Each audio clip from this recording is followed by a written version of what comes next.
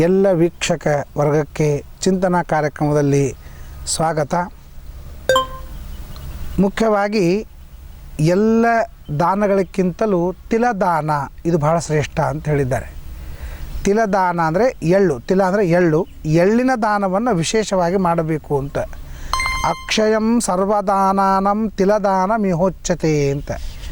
ಎಲ್ಲ ದಾನಗಳಲ್ಲಿ ಅಕ್ಷಯವಾದಂತಹ ದಾನ ಅಂದರೆ ತಿಲದಾನ ಅಂತ ಹೇಳ್ತಾರೆ. ಒಂದು ಸಲ ಯಮಧರ್ಮರಾಜ ಈ ಕರಿ ಬಟ್ಟೆ ಉಟ್ಟುಕೊಂಡಂಥ ಒಬ್ಬ ಬ್ರಾಹ್ಮಣನನ್ನು ಕರ್ಕೊಂಬ ಅಂತ ಕಳಿಸ್ದ ದೂತರಿಗೆ. ಆ ಎಲ್ಲ ದೂತರು ಹೋದರು. ಹೋದಾಗ ಏನಾಯಿತು ಅಂದರೆ, ಏನು ಕರಿ ಬಟ್ಟೆ ಉಟ್ಟುಕೊಂಡಂಥ ಬ್ರಾಹ್ಮಣ ಅಂದರೆ ಒಬ್ಬನಿರ್ತಾನೆ, ಬೇಕಾದಷ್ಟು ಬ್ರಾಹ್ಮಣರು ಕರಿ ಉಟ್ಟುಕೊಂಡಿರ್ತಾರೆ. ಅದರಾಗ ವಿಶೇಷವಾಗಿ ಮಡಿ ಮಾಡೋರಂತೂ ಕರಿ ಪಂಜ ಉಟ್ಕೊಂಡೇ ಇರ್ತಾರೆ. ಅದಕ್ಕಾಗಿ ಯಾವನೋ ಒಬ್ಬನ ಕರ್ಕೊಂಬರೋದು ಬಿಟ್ಟು ಯಾವನೋ ಒಬ್ಬನ ಕರ್ಕೊಂಬಂದುಬಿಟ್ಟ ಬ್ರಾಹ್ಮಣನನ್ನು. ಕರ್ಕೊಂಡು ಬಂದಾಗೆ ಯಮಧರ್ಮರಾಜ ಹೇಳಿದ, ಅಲ್ಲ ಇದು ನಾನು ಯಾವ ಬ್ರಾಹ್ಮಣನಿಗೆ ಹೇಳಿದ್ದೋ ಆ ಬ್ರಾಹ್ಮಣ ಅಲ್ಲ, ಅದಕ್ಕೆ ಬೇರೊಬ್ಬನ ಕರ್ಕೊಂಬರ್ರಿ ಅಂತ ದೂತರಿಗೆ ಹೇಳಿದ ಕ್ಷಣ, ಸರಿ ನೀ ಹೋಗಪ್ಪ ಅಂತಂದ ಯಮಧರ್ಮರಾಜ. ನೀ ಹೋಗು ಅಂತಂದರೆ ಅವನೇನು ಹೇಳಿರಬೇಕು, ಏನು ಹಿಂಗಂದ್ರೆ, ಈಗ ಕೆಳಗೆ ನನ್ನನ್ನು ಇಲ್ಲಿ ಕರ್ಕೊಂಬಂದಿರಿ ಅಂದರೆ ನಾನು ಅಲ್ಲಿ ಹೆಣ ಆಗಿರ್ತೀನಿ, ನನ್ನನ್ನೆಲ್ಲ ಶಿಸ್ತಾಗಿ ಕಟ್ಟಿರ್ತಾರೆ, ಚಟ್ಟಾದ ಮೇಲೆ ಏರಿಸಿರ್ತಾರೆ, ಹೊತ್ಕೊಂಡು ಹೋಗ್ತಿರ್ತಾರೆ, ಚಿತ್ತಿ ಮೇಲೆ ಇಟ್ಟಿರ್ತಾರೆ. ಅಂಥ ಸಂದರ್ಭದಲ್ಲಿ ನಾನು ಒಮ್ಮೆಲೆಗೆ ಎದ್ದು ಕೂತು ಬಿಟ್ಟೆ ಅಂತಂದರೆ ಪಾಪ ನಾನು ಕೆಳಗೆ ಹೋದರೆ ಎಷ್ಟೋ ಮಂದಿ ಮೇಲೆ ಬರಬೇಕಾಗ್ತದೆ, ಈ ಸ್ಥಿತಿ ಆಗ್ತದೆ. ಅದಕ್ಕಾಗಿ ನಾನು ಹೋಗ್ಲಿಕ್ಕೆ ತಯಾರಿಲ್ಲ. ಇನ್ನೆಷ್ಟು ವರ್ಷ ಆಯುಷ್ಯ ಇರ್ಬೋದು, 10-20 ವರ್ಷ ಆಯುಷ್ಯ ಇರ್ಬೋದು, ಅಷ್ಟು ವರ್ಷನ ನಾನು ಇಲ್ಲೇ ಕಳೆದು ಬಿಡ್ತೀನಿ, ನಾನು ಭೂಲೋಕಕ್ಕೆ ಹೋಗ್ಲಿಕ್ಕೆ ತಯಾರಿಲ್ಲ ಅಂತ ಬ್ರಾಹ್ಮಣ ಹೇಳ್ದಂತ ನೋಡ್ರಿ. ಬ್ರಾಹ್ಮಣ ಅಂದರೆ ಹಿಂಗೆ ಇರ್ತಾರೆ, ಅವನು ಎಲ್ಲಿ ಹೋದರೂ ತನ್ನ ತವ್ರ ಮನೆ ಅಂತ ತಿಳ್ಕೊಂಡಿರ್ತಾನೆ. ಅವನು ನರಕದೊಳಗೆ ಹೋದರೆ ಇನ್ನೊಬ್ರು ಯಾರಾದರೂ ಇದ್ದರೆ ನಮ್ಮ ಈಗಿಂದಿಗೆ ಭೂಲೋಕಕ್ಕೆ ಕಳಿಸ್ರಿ ಅಂತ ಅಂತಿದ್ದ. ಆ ಬ್ರಾಹ್ಮಣ ಹಂಗೆ ಅಲ್ಲಿಲ್ಲ, ನಮ್ಮ ಭೂಲೋಕೇನೋ ನರಕೇನೋ ಸ್ವರ್ಗೇನೋ ಏನಿದ್ರೇನು ನಮ್ಮಷ್ಟಕ್ಕೆ ನಾವು ಇದ್ದಾಗ ನಮಗೇನೂ ತೊಂದರೆ ಇಲ್ಲ, ಎಲ್ಲನೂ ನಮ್ಮ ದೇಶನೇ ಅಂತ. ಅದಕ್ಕೆ ಯಮಧರ್ಮರಾಜ ಭಾಳ ಸಂತೋಷಪಟ್ಟ. ವರ ಕೇಳ್ಕೊ ಅಂತ ಹೇಳ್ದ. ವರ ಕೇಳ್ಕೊ ಅಂತ ಅಂದ್ಕೊಳ್ಳಿ ಬ್ರಾಹ್ಮಣ ಹೇಳ್ತಾನೆ, ಯತ್ಕೃತ್ವ ಸುಮಹತ್ ಪುಣ್ಯಂ ಅಂತಂತಾನೆ. ಯಾವುದನ್ನು ಮಾಡಿದರೆ ಮಹಾಪುಣ್ಯವನ್ನು ಕೊಡ್ತಕ್ಕಂತಹ ಕರ್ಮವಾಗ್ತದೆ ಹೇಳಬೇಕು ಅಂತಂದಾಗ ಯಮಧರ್ಮರಾಜ ಹೇಳ್ತಾನೆ, ವೈಶಾಖ ಮಾಸದ ಹುಣ್ಣಿಮೆಯ ದಿವಸ ತಿಲಗೋದಾನವನ್ನು ಮಾಡಿದರೆ ಮಹಾಪುಣ್ಯ ಬರ್ತದೆ. ಅಂದರೆ ತಿಲಗೋದಾನ ಅಂತಂದರೆ ಒಂದು ಮುತ್ತಿನ ಎಲೆಯನ್ನು ತೆಗೆದುಕೊಂಡು ಅದಕ್ಕೆ ಎಣ್ಣೆ ಅಥವಾ ತುಪ್ಪನ್ನು ಹಚ್ಚಿ ಅದಕ್ಕೆ ಎಳ್ಳಿನಿಂದ ಆಕಳ ಚಿತ್ರವನ್ನು ತೆಗೆದು ಅದನ್ನು ವೈಶಾಖ ಶುದ್ಧ ಪೌರ್ಣಿಮಾ ದಿವಸ ಯೋಗ್ಯ ಬ್ರಾಹ್ಮಣನ ಕರೆದು ಊಟಕ್ಕೆ ಹಾಕಿ ಅಥವಾ ಹಾಗೇನೆ ಅವನಿಗೆ ದಾನವನ್ನು ಮಾಡಿದರೆ ಮಹಾಪುಣ್ಯ ದಾನ ಬರ್ತದೆ.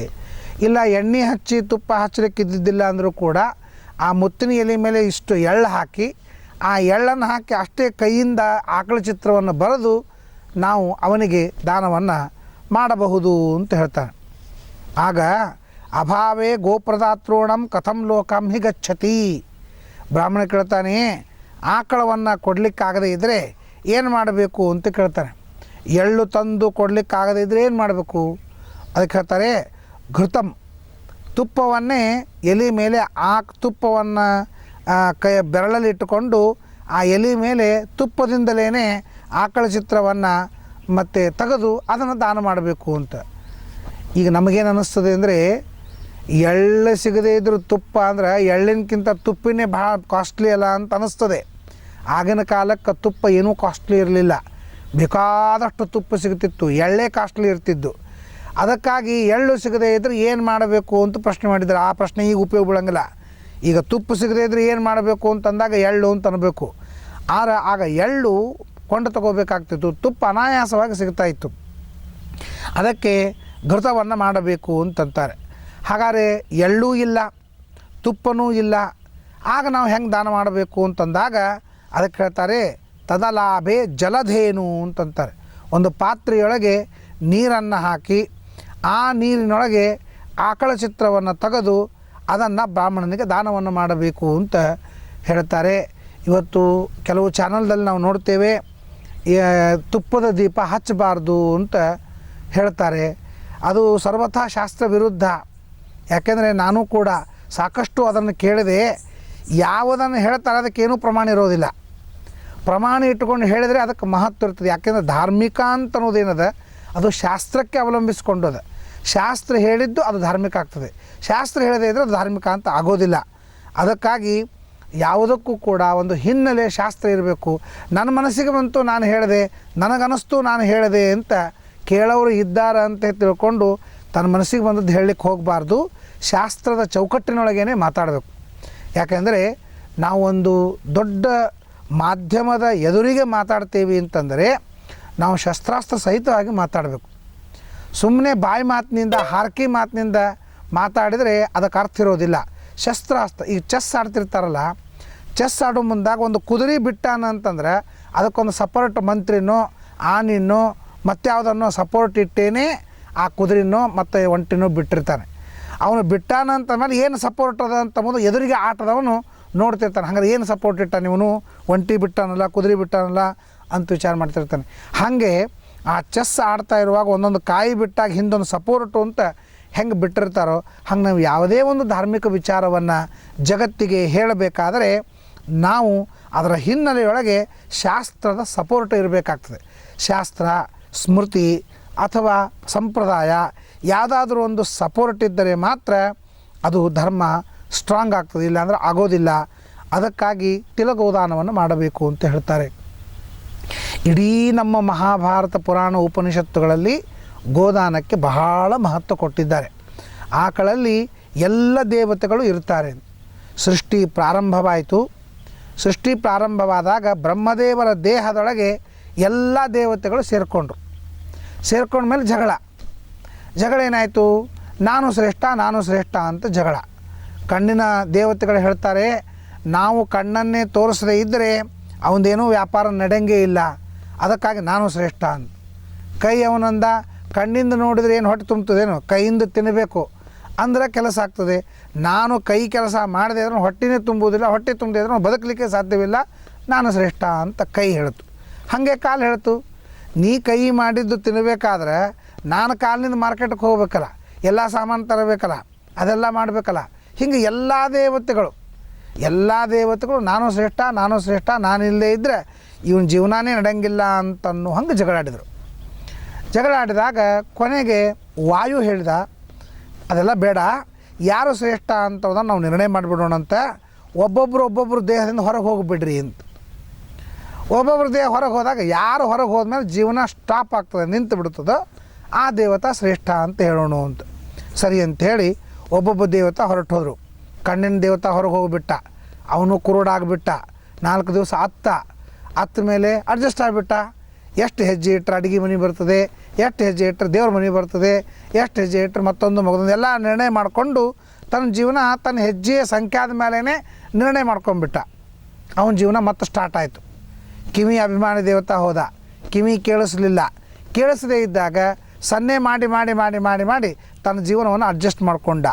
ಕಾಲು ಹೋಯಿತು, ಕುಂಟಾದ, ಸರ್ಕೋತೇನೆ ಎಲ್ಲ ಕೆಲಸ ಮಾಡ್ಕೋತ ಜೀವನ ಮಾಡಲಿಕ್ಕೆ ಶುರು ಮಾಡಿದ. ಅಂದರೆ ದೇಹದ ಯಾವುದೇ ಅವಯವಗಳು ಹೋದರೂ ಕೂಡ ಕೆಲವು ದಿವಸ ತೊಂದರೆ ಆಗ್ತದೆ, ಮುಂದೆ ಅವನ ಜೀವನಕ್ಕೆ ಅದನ್ನು ಅಡ್ಜಸ್ಟ್ ಮಾಡ್ಕೋತಾನೆ ಅಂತ ಹಂಗೆ ಎಲ್ಲ ಆಯಿತು. ಕೊನೆಗೆ ವಾಯು, ಶ್ವಾಸೋಚ್ಛ್ವಾಸ, ವಾಯು ಯಾವಾಗ ದೇಹದಿಂದ ಹೊರಗೆ ಹೋಗಿಬಿಟ್ಟನೋ ಆಗ ದೇಹ ಬಿದ್ದು ಹೋಗಿಬಿಡ್ತು, ಜೀವನ ನಿಂತು ಬಿಡ್ತು. ಆಗ ವಾಯು ಅಂತ ನಾನೇ ಶ್ರೇಷ್ಠ. ಸರಿ, ಅದೆಲ್ಲ ಬೇಡ, ಇನ್ನು ಅದರೊಳಗೆ ದೇಹದೊಳಗೆ ಪ್ರವೇಶ ಮಾಡೋಣಂತ. ಯಾರು ಪ್ರವೇಶ ಮಾಡಿದ ಮೇಲೆ ಮತ್ತೆ ದೇಹ ಎದ್ದು ಕೂತು ತನ್ನ ಜೀವನ ಮಾಡ್ತದೋ ಅದಕ್ಕೆ ಅವರು ಶ್ರೇಷ್ಠ ಅಂತ ಹೇಳೋಣಂತೆ ಅಂಥೇಳಿ ಹೇಳಿದರು. ಅಂದ್ಕೊಳ್ಳೇನೆ ಸರಿ ಅಂಥೇಳಿ ಕಣ್ಣಿನ ಅಭಿಮಾನಿ ದೇವತಾ ಹೋದ, ಕಣ್ಣಿನ ತೆಗಿಲಿಲ್ಲ. ಕಿವಿ ಅಭಿಮಾನಿ ದೇವತಾ ಹೋದ, ಕಿವಿ ಏನು ಕೇಳಿಸ್ಲಿಲ್ಲ. ಕಾಲು, ಕೈ, ಒಂದೊಂದು ಅವಯವದ ದೇವತಾಗಳೆಲ್ಲ ಪ್ರವೇಶ ಮಾಡಿದರು. ಆದ್ರೆ ಒಳಗೆ ಮತ್ತೇನೂ ಆಗಲಿಲ್ಲ. ಕೊನೆಗೆ ವಾಯು ಪ್ರವೇಶ ಮಾಡಿದಾಗ, ಶ್ವಾಸೋಚ್ಛ್ವಾಸ ಪ್ರಾರಂಭ ಮಾಡಿದಾಗ ಅದೆಲ್ಲ ಅಂದರೆ ಫ್ಯಾನ್ ಹಚ್ಚಿಟ್ಟು ಬಟನ್ ಆನ್ ಮಾಡಿ ಎಲ್ಲ ಮಾಡಿದ್ರೆ ಫ್ಯಾನ್ ಏನು ತಿರುಗಂಗಿಲ್ಲ, ಅಲ್ಲಿ ಮೇನ್ ಸ್ವಿಚ್ ಆನ್ ಆಗಬೇಕು.